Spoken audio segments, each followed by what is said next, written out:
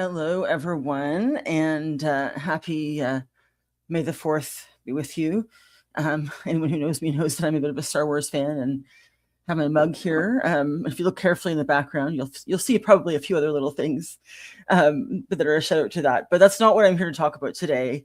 I wanted to go live and just give a few thoughts on the economic statement that was released last week, what they're calling, what the federal government is calling the Spring Economic Update 2026.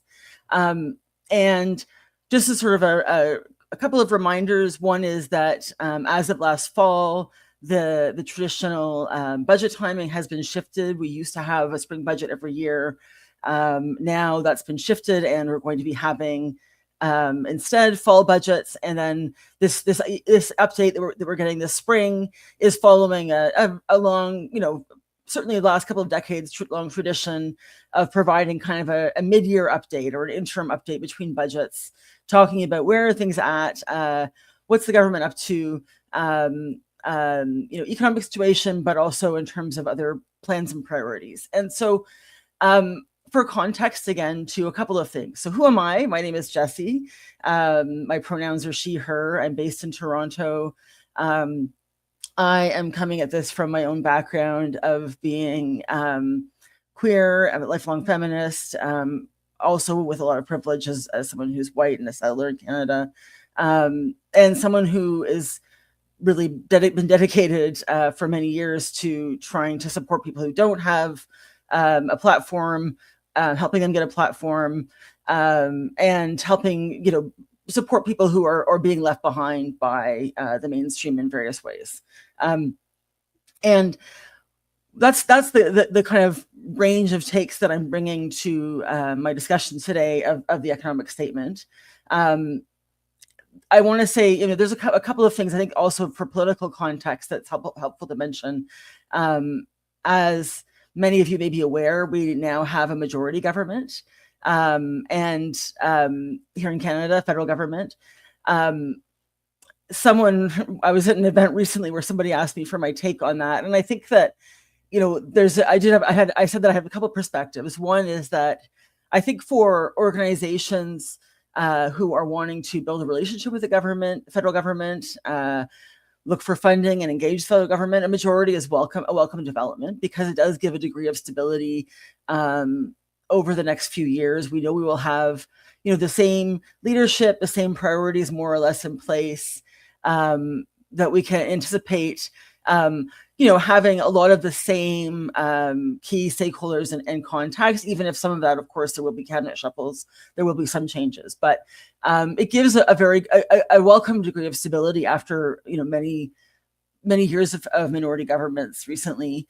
And I think that reflects, Canadians' overall decision to elect this government in the context of feeling, vulnerable to so much uncertainty in economic uncertainty. And so I think that kind of lines up with that, having this majority government. And it means that we will have this government likely until at least 2029. And it gives the Liberal government now, as well as federal government, quite a bit of runway to work on furthering their agenda and delivering what they've promised to Canadians. So I think that from that perspective, I think it's very helpful. I know there's a lot of hot takes out there on how they became a majority government. I mean, I think we've had floor crossers in Westminster democracies for a long time. It's not a new thing. Maybe the volume is a bit new, that we've managed to actually get so many that it's tipped over into majority. That is a bit unique. I don't necessarily see it as, more or less democratic. I mean, I think it's sort of reflective of the moment that we find ourselves in as Canadians.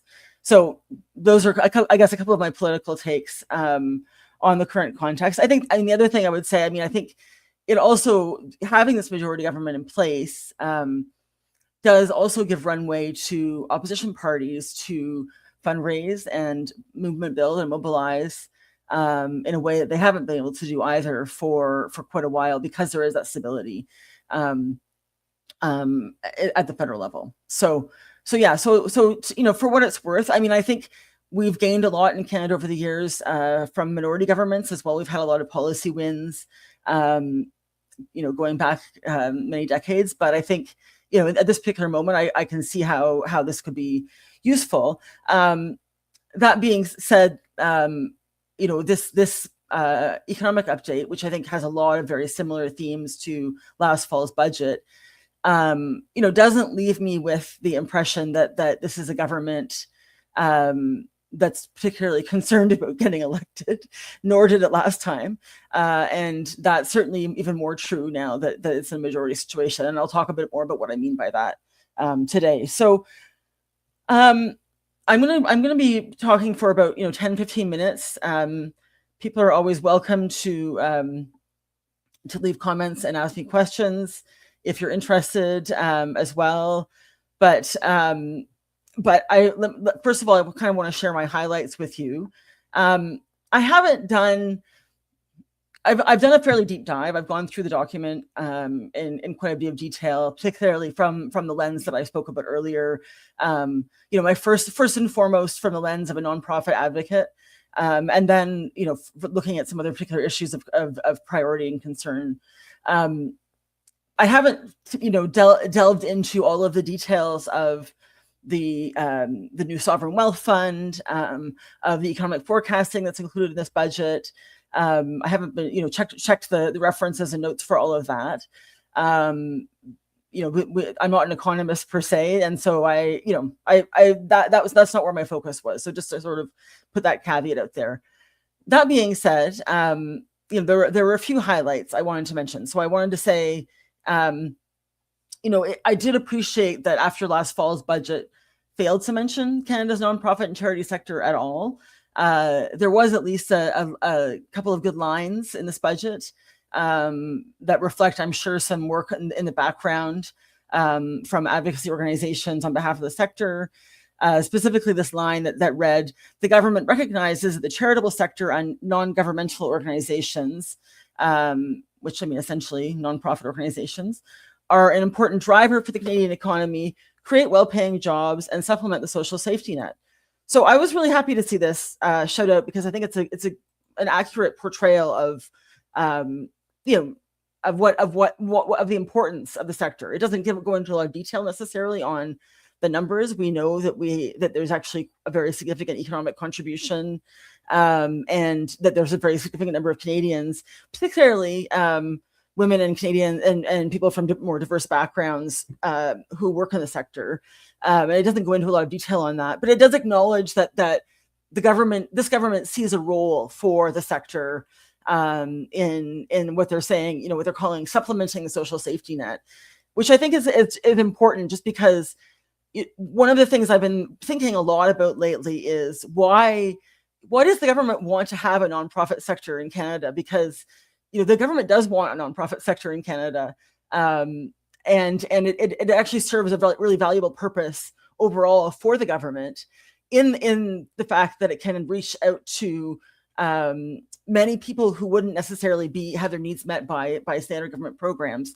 And the government, in fact, relies on, and I'm talking about government at all levels, provincial, municipal, really relies on having a nonprofit sector and having social services who can deliver programs for Canadians and funding for Canadians directly, who are maybe not being well served by some of the mainstream existing programs. So I was really happy to see that acknowledgement. I do think that for me, there's kind of a bigger existential question that comes out of that, which is, given that the government acknowledges that the importance of the sector, and the governments at all levels in Canada really do rely on the sector, why is it that we're kind of constantly struggling for, kind of crumbs and not getting the kind of long-term sustained funding that would really that you might see invest in other economic sectors in Canada? I just was prior to going on this call was reading about a bailout, $1 billion bailout the government's giving to our steel industry in Canada, and not to take away from an important economic driver, thousands of jobs. But the nonprofit sector is also an important economic driver and also provides thousands of jobs. And it's not really seen that way, I find, by the government effectively in terms of funding, in terms of a workforce. And that's that's an issue that's been preoccupying me more and more lately. And watch this space for more from me on that issue.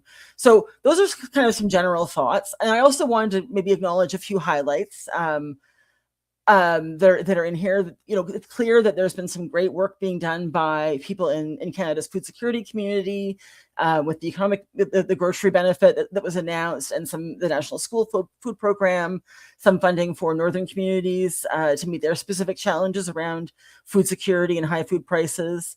All of that is very welcome, and will reach a lot of people, and people who are really in need. So really, really appreciate that kind of investment, definitely.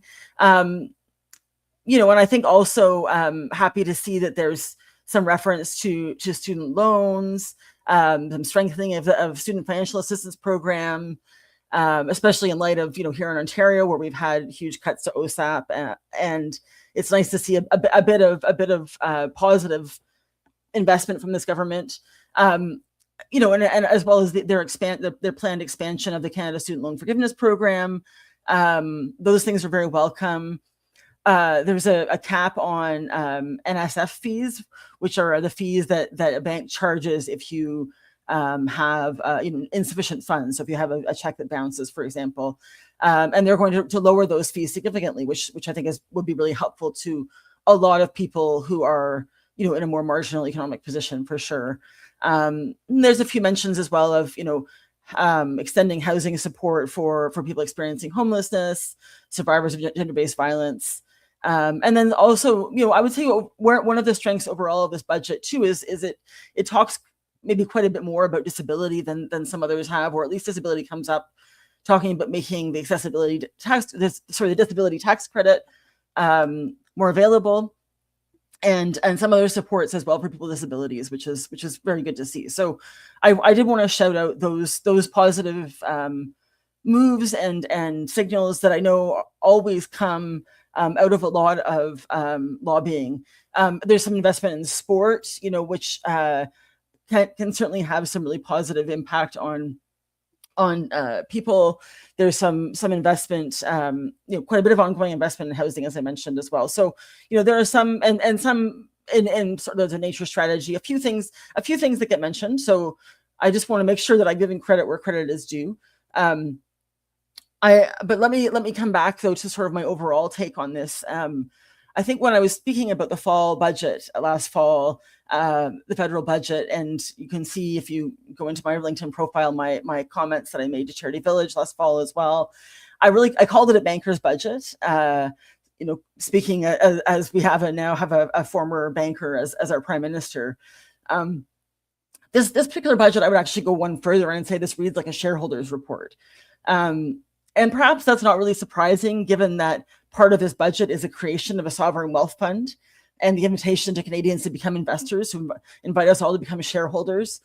And that's, those are the kind of phrases, high level kind of communications, warm, fuzzy phrases like Canada being strong and Canada being strong for all, that are supposed to sort of evoke a feeling of confidence and economic security, which I think, again, as always, when I talk about budgets, it's really important to keep in mind that budgets and economic updates, they publish these documents, these speeches are read in Parliament, they are communications documents and really ways of agenda setting for the government and communicating to Canadians what are their priorities. And so it's always really important to read these documents with that kind of lens in mind. And that's why when I say this one really reads like a shareholders report, for those who they're maybe wanting to encourage to invest in Canada or invest in the Sovereign Wealth Fund, I think that's where I would then say that this is not a Canada Strong for All kind of situation that we're talking about here, despite the title of this economic update, because there are a lot of Canadians and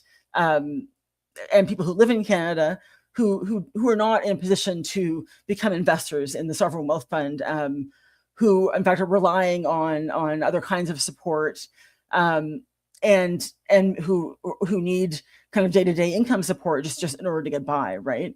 And we've done so much work in the last 15 years in this country to really understand the benefits of some of the really strong progressive social policies that have been tried to great success over the years, such as basic income, such as pharmacare, such as investing in housing first, which has been done in some very specific contexts.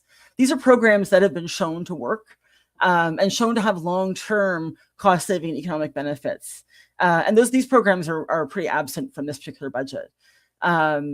So that's, when I say it's a shareholders report, maybe it's a report for those Canadians who have extra money to kind of toss around and to invest in the sovereign wealth fund. But for the many who don't, it doesn't have that much to offer.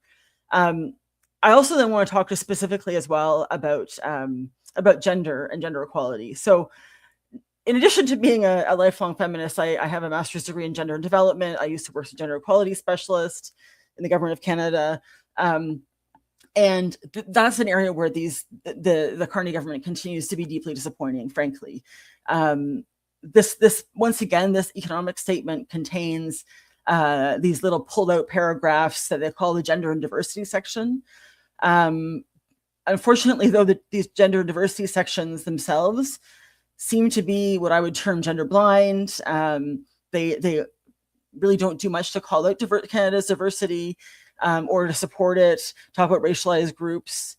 I don't think there's virtually any mentions. Basically, what they do with these sections is say, oh, look, here's a list of all of the things we just mentioned in this section. And as it happens, they're also going to benefit women and diverse groups as well. Isn't that great? But they don't talk about any measures that have been put in place to ensure that they particularly benefit groups who are facing particular challenges, which is kind of the most fundamental part of any kind of gender analysis, and indeed the government's own GBA plus analysis, gender-based analysis plus methodology, which is really focusing on looking at how do investments specifically benefit and include a wide range of different people. I actually looked for the phrase gender-based in this budget as well, and was very disappointed to see that the phrase gender-based is actually only used 3 times, and all 3 times it's in the context of the phrase gender-based violence. So that's really the only shout out, to anything the only place where they identify that lens is at all relevant is speaking about violence specifically, which is really not a message that we want to be sending in 2026, is very discouraging. There's no mention of ODA, official development assistance, or international assistance, other than kind of there's a reference regarding climate finance and its sort of contribution to sustainable development. But my understanding is that's funding that is not increasing, and if anything, is going to be sunsetting fairly soon. The word development itself, I looked up, is mentioned 87 times in this particular update. However, most of the times it's used, in fact, 85 of those 87 times, it's used to refer to economic development or export development or natural resource or housing development. Sustainable development itself is only mentioned twice. I looked for the word equality. It's not there that I could find.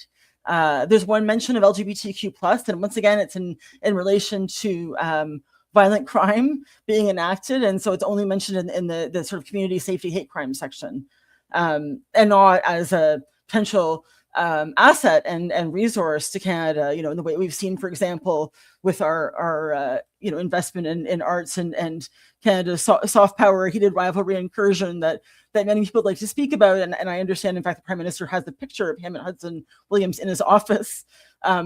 So, celebrating that on the red carpet, but not backing it up with funding that we can see, at least not in this particular budget document.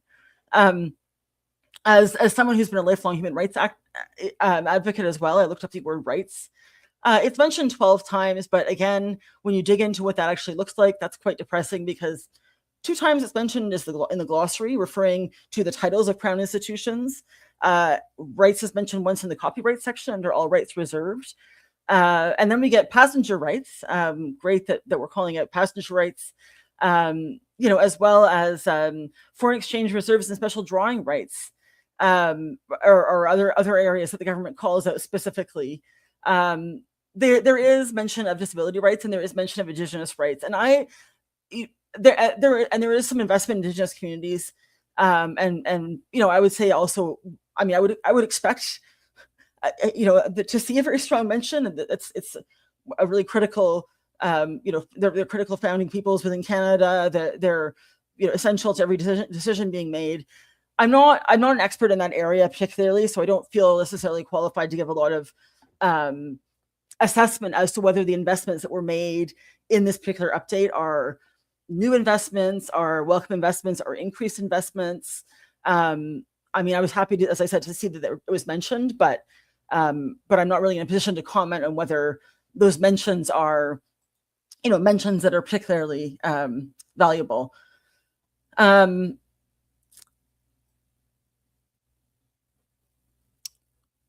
There's a great question here from Diana Apostolides that I want to come to in just a moment.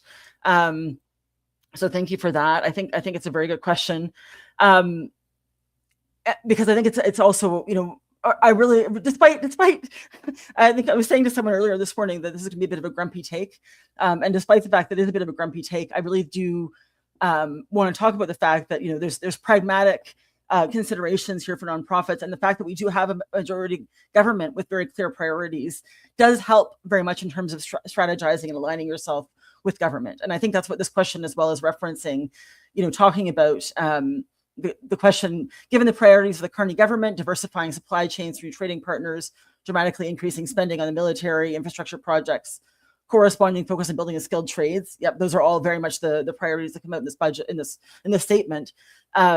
Diana's asking, in what ways could nonprofits position themselves to contribute to these priorities? It seems the Carney government doesn't have a lot of faith in public service to deliver on these priorities because, they're really looking to establish a lot of sort of arm's length or public-private partnership type of mechanisms. They're cutting down on public service certainly as well. So anyway, it's an excellent question. I think one of the reasons that nonprofits can be valuable partners for government is that they can act more quickly and nimbly than government in many cases, and be more responsive. And they can help the government be seen to be responding to areas of priority as well. And that's really one of the biggest things you have to offer in any kind of partnership with government, is to say, look, we can do this for you. We can achieve this fast. And also, we can also show the public and we can communicate directly with the public and with our constituents in a way that you cannot, in terms of the support you're providing and how effective that support is. And so certainly if for organizations that are, where there are opportunities and where opportunities lie, I think certainly it's encouraging to see, or at least worth looking really closely at the investments in workforce development, and the investments in infrastructure as well. I think infrastructure is an interesting area, where when we think about the fact that there is a lot of potential and a lot of work that's been done in recent years to look at community benefits agreements, for example. Given that we're seeing this massive and very exciting investment in infrastructure and building housing, how can we ensure that there are benefits to communities as well within that? And that the communities where infrastructure is being developed themselves can benefit from jobs, from training, from employment, and from other kinds of resources. The whole community benefits area, I think, is one to focus on. I think also making sure that there is this huge emphasis throughout this budget on the skilled trade investment. Excuse me. And I mean, so definitely, for more than a decade, I've worked, within education and other sectors where there's been a lot of really welcome advocacy for encouraging more people to go into skilled trades. They can be great career opportunities. There's some great, really welcome initiatives to encourage diversity as well.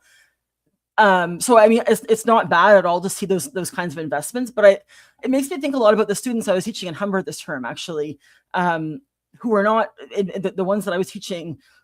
I was offering an elective, but the ones that I was teaching were not from the skilled trades. They were in, a really wide variety of majors, from everything from commerce to fashion to music, to working on kind of mental health and addictions and community services.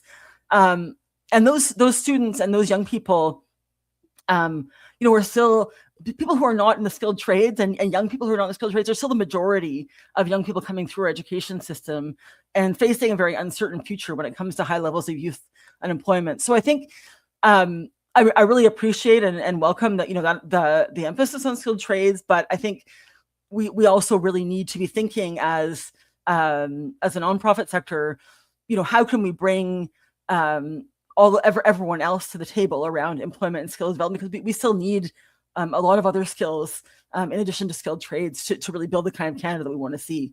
So I think that's one reflection I have on that. And I think that there is an opportunity as well in terms of the partnerships, right, and the desire for the government to kind of work outside, want to in our own, maybe, in our own Canadian way, innovate and move quickly on certain key priorities and really shift things quickly. That the nonprofit sector really does have a lot of potential to move things more quickly than perhaps the public service has been seen to do, or perhaps the way the government sees it, at least, and has done in the past. So that's certainly something to keep in mind, I think. And I appreciate that question. I think also, it's interesting where we're at right now vis-a-vis with majority government, that is trying to be a very big tent, right? Where we have a majority government that is now bringing in, NDP MPs, bringing in conservative MPs, including some who are certainly seen to the further right of the party. And I think the way that they're doing that, and that's what this budget reflects as well, is by focusing primarily on economic issues. But it does leave the question of what about all of the other issues, and how can we be mobilizing to at least ensure that even if they're not being publicly prioritized in things like the budget, that there is some degree of reception and openness to hearing from and to responding to needs in these areas, providing funding to these kinds of specific priorities as well. So I think that's something else that I wanted to highlight. I think there's still a strong role for as the government itself acknowledges, for the nonprofit sector to play in both in supplementing the safety net, which I think is really critical, but also just in bringing a much wider range and diversity of perspectives to the table, and advocating for those perspectives and those people to be included in broader government priorities and programs, right? And I think that's where there is some really exciting opportunity for us to act as a sector, as kind of a civil society, and engage, and play our democratic role in that sense as well.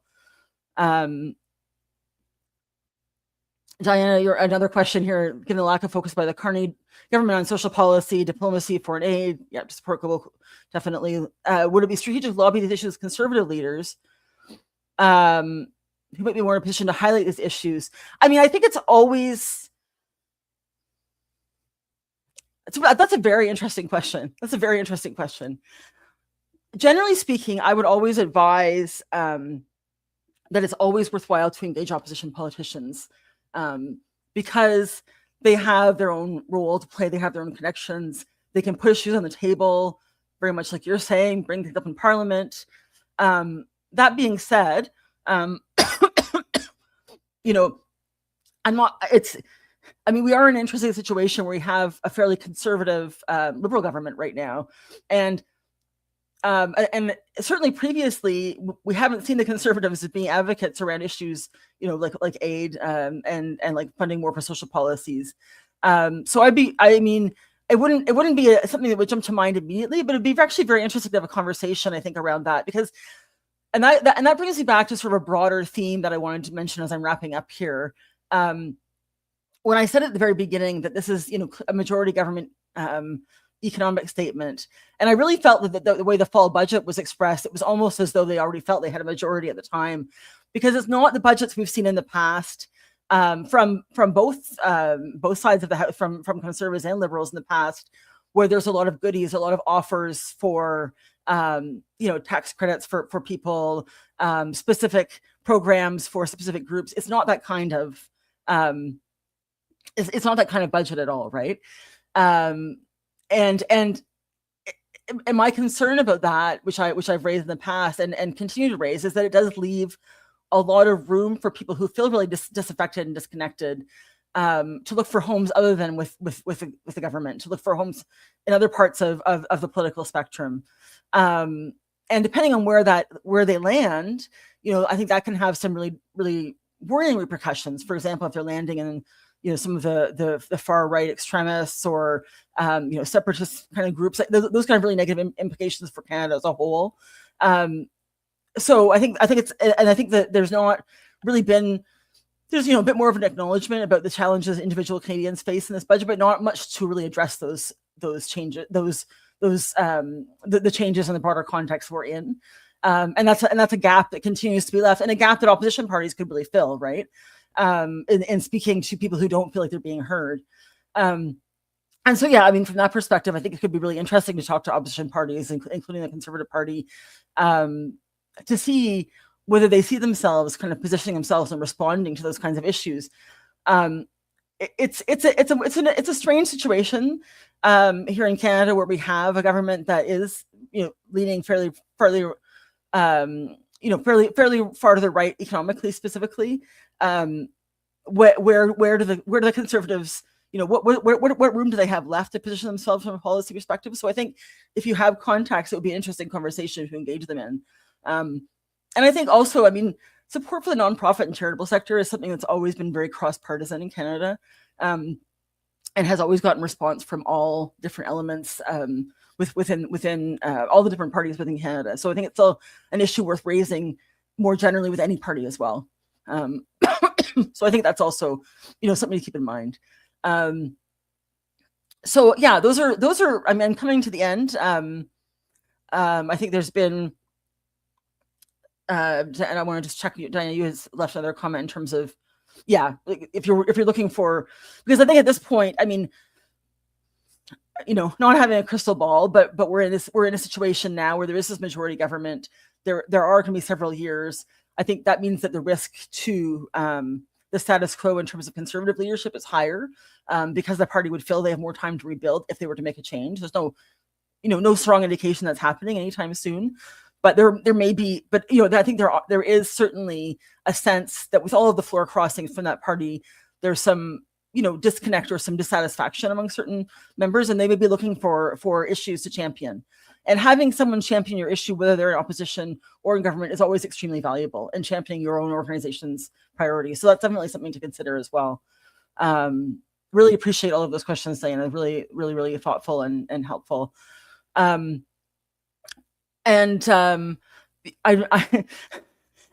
if you'll permit me to wrap up on my biggest hot take coming out of this particular budget is just to say that I do appreciate that there have been some additional investments in nature, and that Wales specifically got their own subheading called out, and nothing against Wales whatsoever. But it's interesting that they got a specific call out and shout out when we didn't see that same call out and shout out for women or healthcare or other kinds of specific priorities like that I know are a lot of day-to-day concern to a lot of Canadians. Again, it's very similar to the fall budget, where we're really kind of hearkening back in a way to our hewers of wood and carriers of water, if I can age myself and quote Pierre Burton, roots as Canadians, where we're really resource focused and infrastructure focused. And again, not that there's things inherently wrong with that, but I think we also know as Canadians today that we're a lot more than that, and we want to be a lot more than that.